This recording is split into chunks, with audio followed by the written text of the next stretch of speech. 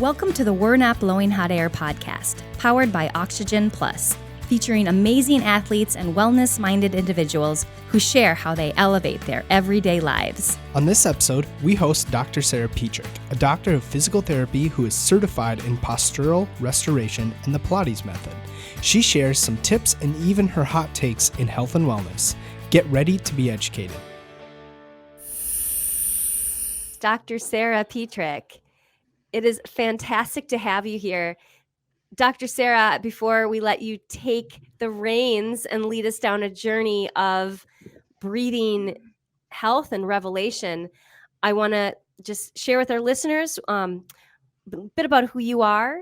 You're a doctor of physical therapy, certified in postural restoration and the Pilates method, and you are a friend to Oxygen Plus because you helped us develop the way to breathe our oxygen canisters most effectively, which hopefully we can just get into later, so we can just always be the source of education about how to do things the best way when breathing our products.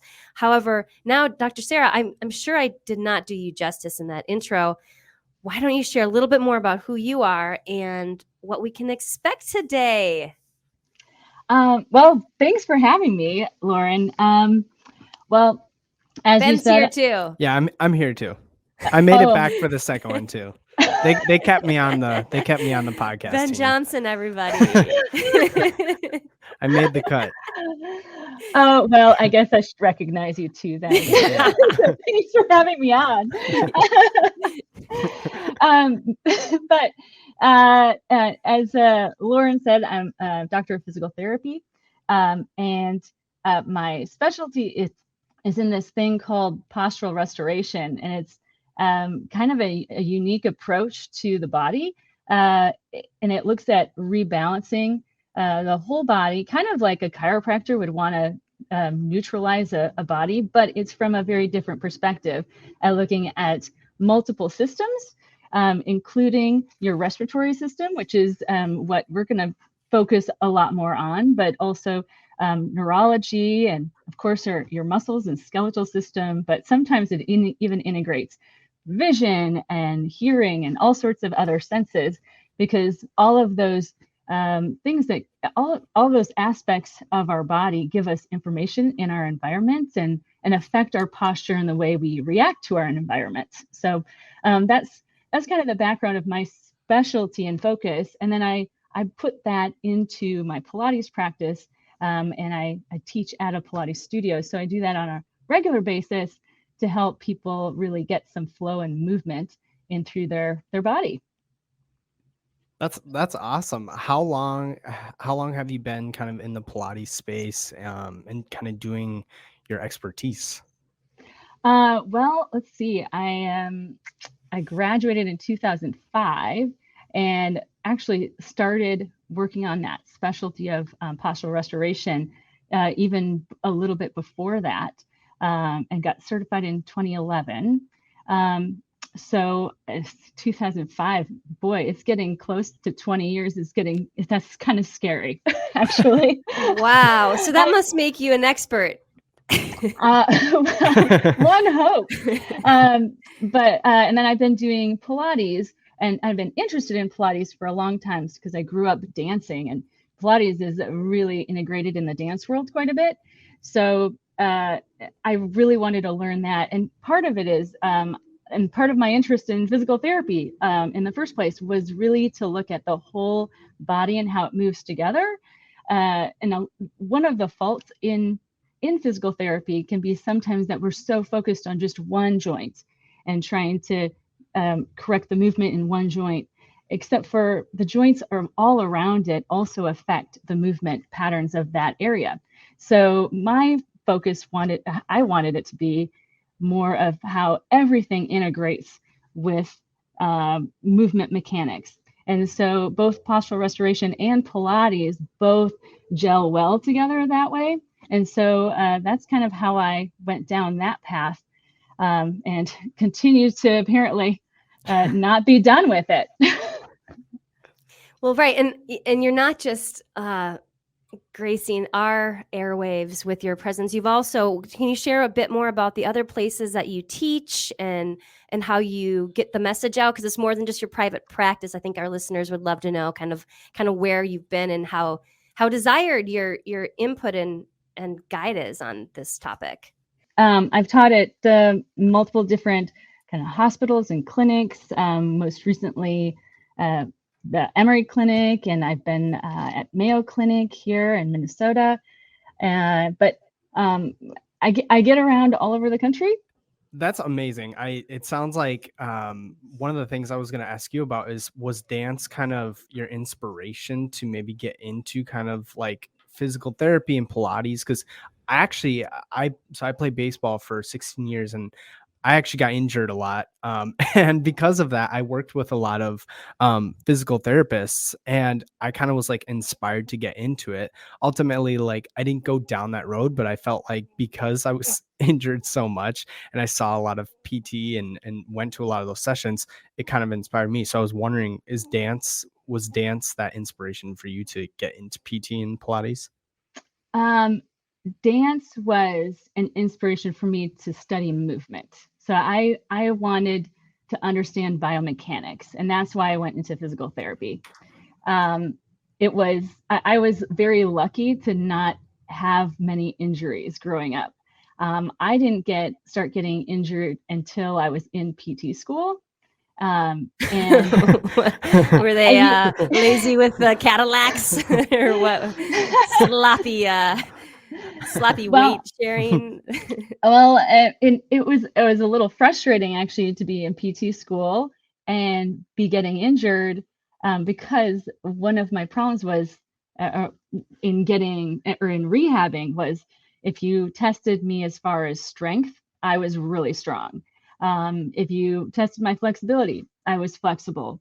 So from a very basic standpoint, what's going on as far as why am I getting injured? Why am I getting stress fractures and knee pain and plantar fasciitis and SI pain all of a sudden? One of the differences that was going on for me is I was way too busy because of school to have balance in the way I was working out. So I was teaching dance, but I almost for most of my life was a runner, or I'd lift weights as well. And I didn't have time to do that during grad school. So I lost some of that counterbalance of what was keeping me balanced in my whole body. And so that's actually how I got interested in the specialty of postural restoration, because it was one of the few approaches to physical therapy that all of a sudden there were tests and measures that I was failing. And you would think that would be a bad thing, but when you're injured, you kind of want to have answers. And it was kind of exciting, like, oh my gosh, I failed a test. How do I, fix that? And so that's kind of how I went down my specialty route. But dance certainly gave me the impetus to just want to study movement mechanics itself.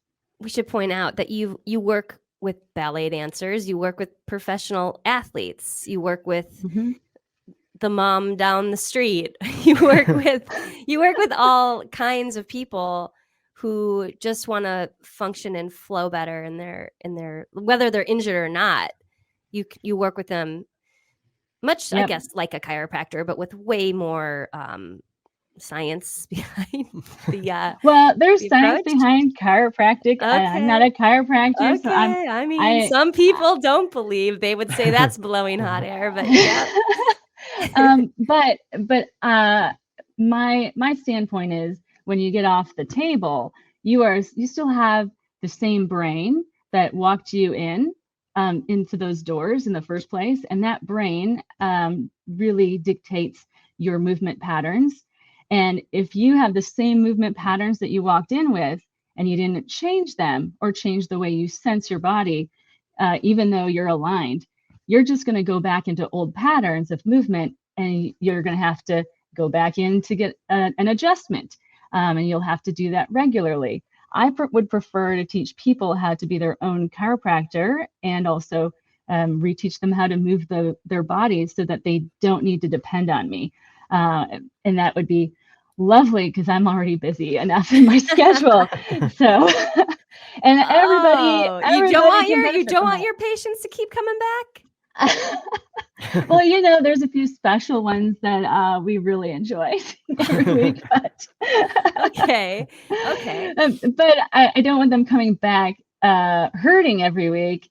I also do just, we do classes and things like that to maintain some of these movement patterns. But yeah. Very cool. Okay. So get fixed and then stay flowing and active, but know Exactly. your alignment. Okay. Right, for Yeah. sure. That's really awesome. Thank you for that explanation. I learned a lot. I certainly learned a lot. Why don't you tell our listeners about some of the challenges hot takes in your professional career when it comes to breathing or Pilates? Well, I think one of the biggest challenges, maybe in any field, is you kind of regularly, especially in medicine, you kind of have your traditional thought processes that you've been taught in school, and that also culturally we have. And so one of the biggest complaints I have is if you even Google diaphragmatic breathing, every single first page website, if you open it up, will describe belly breathing. Now, that's certainly diaphragmatic breathing. If you were not using your diaphragm, technically, you would have to be on some type of mechanical ventilation, because you really can't live without your diaphragm because it breathes for you. The big thing, the big elephant in the room is really, how are you using that diaphragm? And belly breathing is one type of breathing, but it's always driven me nuts, even before I knew more about breathing mechanics, because growing up as a dancer, there's no way I can belly breathe on stage. Nobody wants to see that. And if you think about other important aspects to movement, we always talk about your core, right? And we want your core to be engaged. Well, if you're expanding only your belly and it's protruding out, there's no way you're keeping your core on. And so if I've been taught two things that are hypocritical. I've been taught you need to have your core stability all the time. Even when you're sleeping, your abdominals should be working for you a little bit, because that's what helps decompress your spine. But at the same time, I'm supposed to belly breathe. Those two things don't add up. And so I've been lucky enough to have some really good mentors that have taught me some other aspects of thinking through diaphragmatic breathing that include your core. So my biggest problem is sometimes we have things that we're taught traditionally, but we don't logically put things together that make sense. And so diaphragmatic breathing really should be more than just belly breathing. And we should be also thinking about other aspects of our body and our mechanics that should go along with our diaphragm, like our core. That's awesome. I've heard like core strength talked about all the time, and so even for me, I don't know everything about it, but I used to sing a lot, so I was in choir, and they'd always talk about breathe from the diaphragm and things like that. And then when I kind of learned about the core strength, I'm like, how do I do both things at once? So I it's exactly like what you're talking about, where it's how do we do both things? You can't sometimes. I have worked with singers before, and I'll never forget my first opera singer. She only had back pain when she performed and sang. What? In vocal performance, most people are taught traditionally a belly breathing style, and that's what diaphragmatic breathing is. Now, that doesn't make sense on a few levels. When you exhale, that's when you're singing. And when you exhale, your diaphragm relaxes. It does not engage. It's supposed to be lengthening. And then it's when you inhale that the diaphragm contracts. So we should be saying inhale with your diaphragm and exhale, are you ready for it? With your abs. That's what you should be singing with, is your abdominals. And to be honest, the best vocal teachers in the country will say, you need to exhale and use your whole body. You need to use the ground, you need to use your feet, because your limbs even help you find your core stability and help you project. And so there's a lot of tradition when it comes to teaching breath, even in singing or in yoga practice. And there's, just to be fair for yoga, there's multiple yoga breathing styles. But for some reason, everybody just globs onto belly breathing for the most part. So we need to appreciate a different aspect of breathing as well. And then we can take a nod to tradition and culture, saying, oh, this is how we've interpreted breathing techniques. However, science really tells us if we are going to think about this critically, we can do this better. And so if we have your abdominals helping support your rib cage position and putting it in the correct alignment as you exhale, and keeping your abdominals on as you breathe in, then your belly's not going to protrude as much, but you'll have your core stability, and you're still actually going to activate your diaphragm. You're actually going to do a better job of activating your diaphragm when your abdominals are engaged as you inhale, because of how it's supporting your posture for your rib cage. And so for this opera singer, all we had to do was change. And I say all we had to do, this is a big ask for a lot of people, to change their perspective on how they've been trained. Mm-hmm. But we had to train exhalation and decompression of the spine at the same time while she projected and sang, and then keep those abdominals on while she inhaled, so that she could both sing and project, but also still have stability for her spine. You know, I'm fascinated though, Sarah. So many people, myself included, struggle with knowing if I'm breathing the best way when I'm not like doing like my singing or working out or like something intentional, like meditative breathing, breath work, Wim Hof, yoga, all that. Like, how do you know just on a day-to-day that you're breathing the best way, that your parasympathetic system is in line with like how that you're not interceding or interrupting the best way to just breathe? Like, and I know nose breathing is also something I think hopefully we can touch on, but just like in terms of the diaphragmatic breath, like what are the signs that, you know, hey, I'm breathing all right and I'm not over stressing my system? Well, you kind of already touched on it a little bit in your question. So if you're just at rest doing daily activities, if you have a good quality resting breath cycle and technique, and I say technique, but you kind of want to have it, you need your breath to be unconscious. So because you're not going to think about it 24/7. You're not going to be doing the dishes and going, oh, am I breathing correctly? So we want to accidentally be breathing correctly. And sometimes that requires a little bit of focused training at certain points. But if you are breathing well, you should feel more relaxed. And your breath, if you're breathing well with your core, your breath should help you relax your neck and your back. All of those pesky areas that people always complain about, where they're like, when I'm stressed, this is where my stress goes to. Those areas should all relax when you're breathing correctly with your core. And then the next thing, can I add, is it fair to say then if somebody has like kind of like they're going through something and they have neck and back pain, it could be that their breathing is askew? Oh, absolutely. And stress will impact your breathing negatively. So, I mean, it's true. People often go, well, when I'm stressed, that's when my back goes out or my neck goes out. And there's total truth to that. You can have mechanical issues that lead to that, but you can also just be stressed, and that produces a change in how shallow you're breathing, which can increase your sympathetic nervous system. And when you're more stressed, you create more tension in your body. And certainly there might be certain areas that you're more prone to feeling those results in.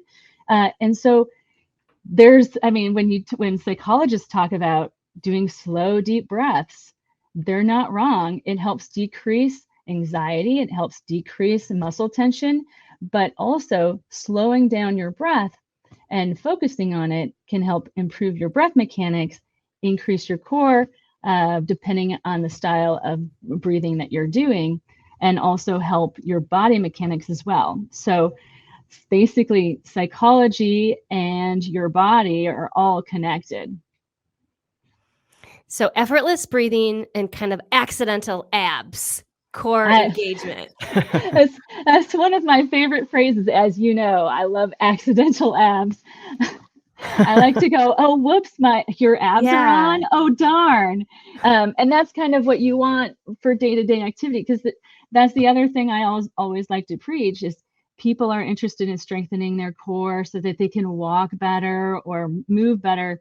However, there's just no way you can think about engaging your abdominals all the time. It's just not going to work that way. So you want to train them so that they're subconscious and they work with your breath, which both aspects, you want core all the time, and you'd like good diaphragmatic breathing to keep you more in a regularly parasympathetic nervous system state so that you're relaxed and you can move well throughout the day without having to think about a million things, because we already have enough things to think about in our society, don't we?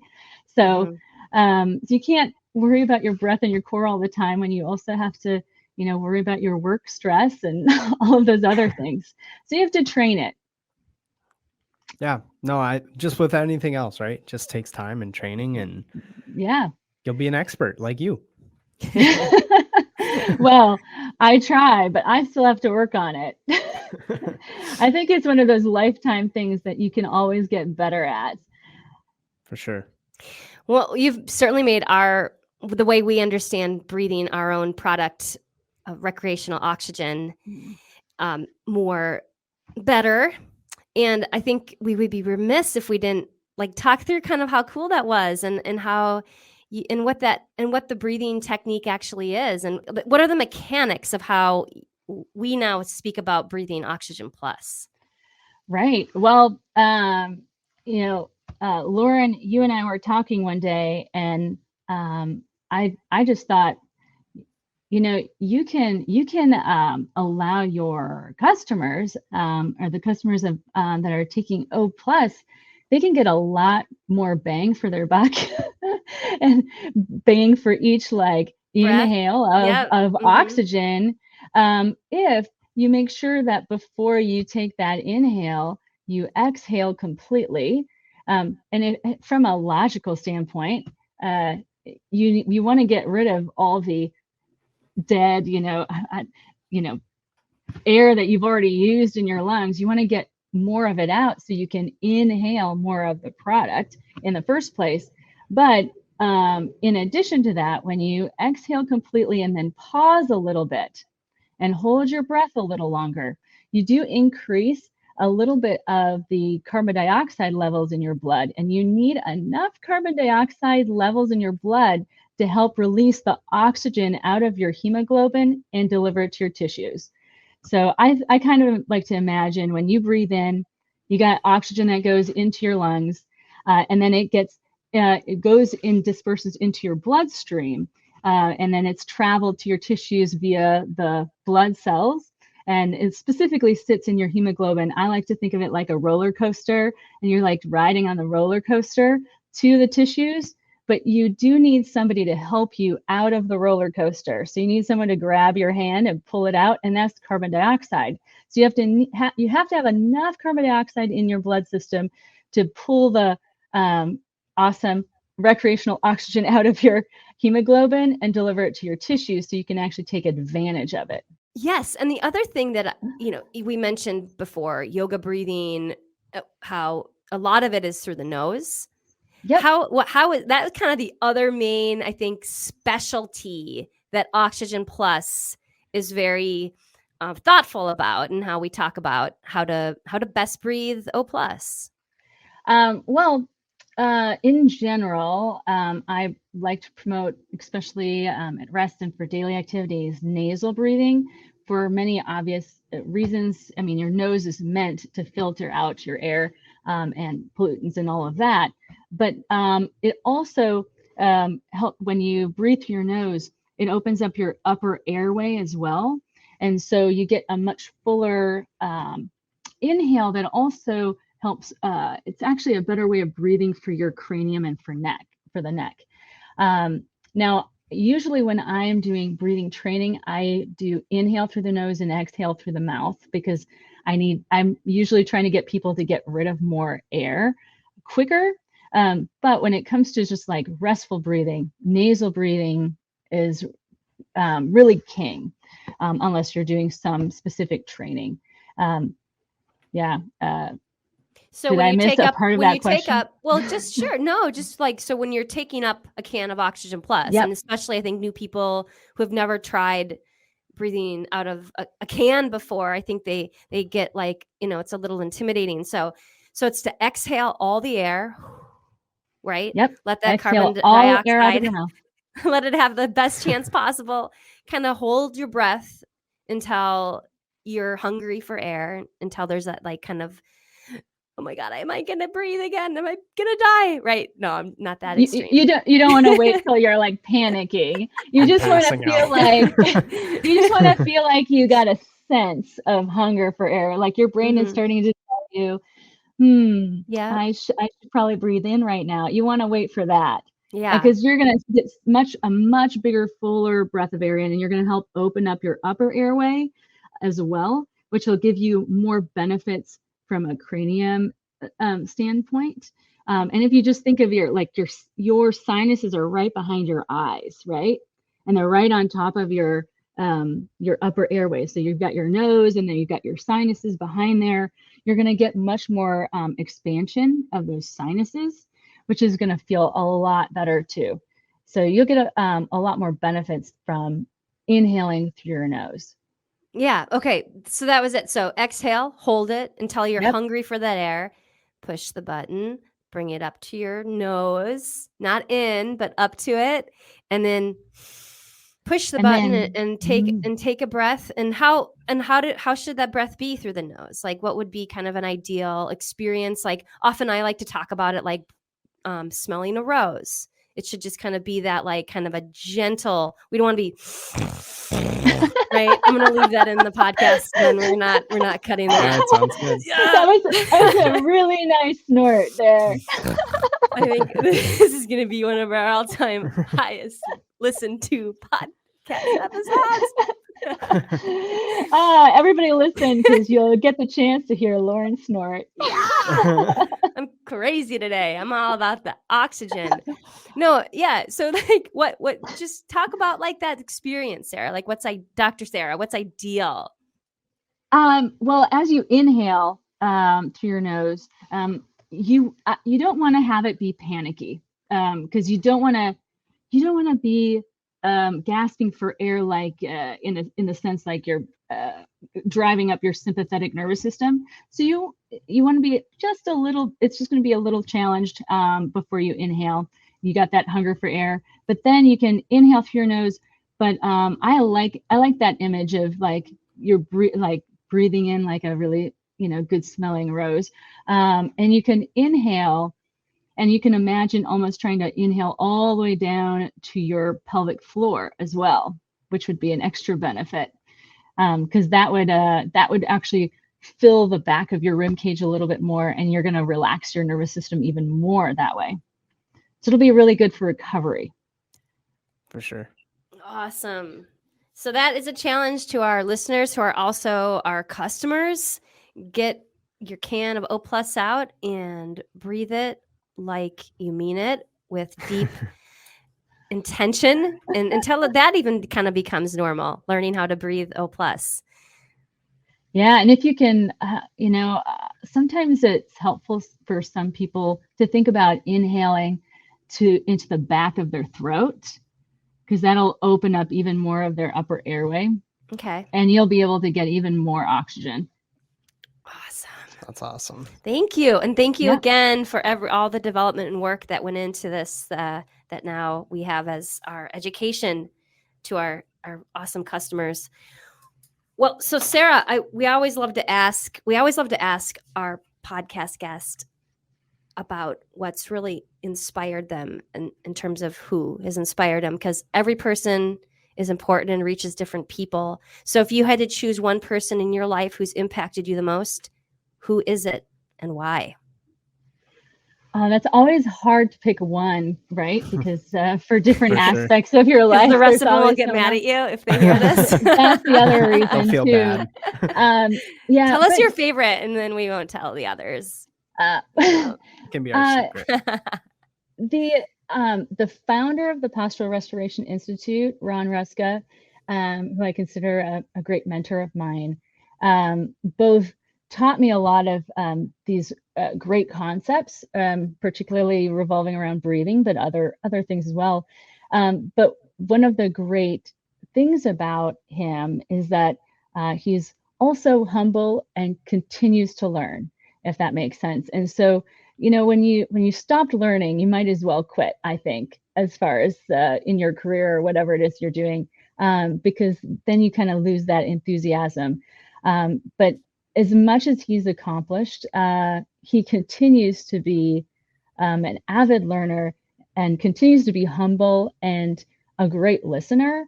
And so it's just when you meet somebody who's accomplished a lot, but still is an incredibly good person at heart and respects all people, that is inspiring. As yes, you want to be a person that achieves a lot, but you also want to be a good person along the way.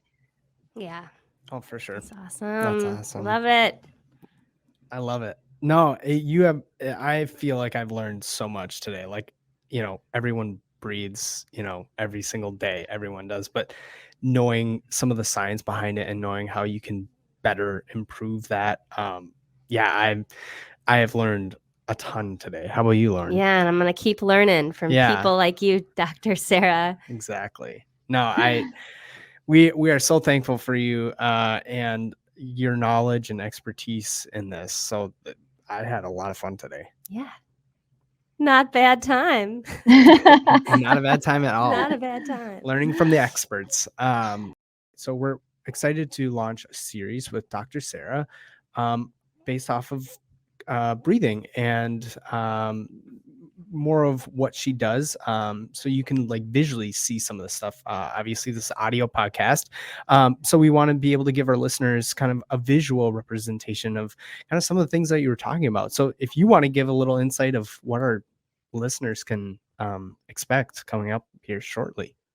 We're planning on doing a series, and I'm quite excited about it, because to be honest, if there's one thing I could do to try to change the world, it would be if everybody could breathe better. I think that would be like the first step to world peace or something. I mean, we could all be a little more relaxed and for sure. I think that would be the first step. We're all lined up. Yeah. Yes. Yeah. So, but there is actually quite a bit to breathing, and it's kind of appalling the lack of understanding around the mechanics and discussing it. So we're gonna launch some videos and talk about the mechanics of breathing, both ideal breathing with your core, which we kind of touched on a little bit, but we can go a little bit more in depth in how you can decompress the back and relax the neck. And I have even had people increase their height because of how they're breathing, because they can finally position themselves and decompress their spine better. We can do a lot with breathing. So we're going to talk about those mechanics a little bit more in detail, show you what it looks like, show some exercises that will help you train that breathing a little bit more. And that would be really a nice supplement right before you're about to take your O+. Yeah. I love that. And we'll talk a little bit about dysfunctional breathing and why it might not, certain styles of breathing might not be ideal for certain types of demands for activity and movement. Fantastic. Well, Ben and I cannot wait. Yeah, that's going to be a fun series for sure. And our breath addicted, stress reducing lovers of Oxygen Plus will hopefully join that bandwagon too. Breathing right. on board. I don't know. I'm looking forward to seeing everybody. Where can our listeners follow you and learn more about what you do and your passions and everything on social? Well, you can find me on my website. So it's sarahpetrich.com, and that's Sarah with an H, and Petrich, which is spelled different than it sounds. So it's spelled pet as in an animal and rich like money. And Perfect. and you can also find me on Instagram or Facebook under Dr. Sarah Petrich. Awesome. All right. We all will right now. We will. All right, you better. I'm I'm gonna be looking for your follow, Lauren. If I had an account, you'd have it. Oh, Oxygen Plus will follow you. Yeah. Do we? There you go, Ben. I'll have to double check with our team. See Yeah, if there's... I will. Yeah. Ben. I'm gonna be looking for you too. Okay, perfect. Sounds good. You'll find me. All right, Dr. Sarah, we know you have a busy day and patients waiting to learn how to breathe, so we're going to let you go. But with it, we have so much gratitude, and you're such a blessing to us here today. You've enlarged and enlightened our lives. Does that sound too new agey, Ben? No, that sounds great. Okay, That's cool. No better way to put it. Thanks for the hot takes too. Yeah. New word I learned. Yeah. Yeah, Ben will keep us up to date. Yeah. Perfect. Well, thanks again, Sarah. Super awesome to have you on here.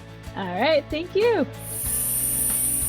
Hey, thanks for listening to We're Not Blowing Hot Air, hosted by Lauren Karlstrom and me, Ben Johnson. Today's episode was produced by Heidi Norman and was edited and engineered by Scott Deming. Do us a solid and share, subscribe, rate, and review wherever you podcast.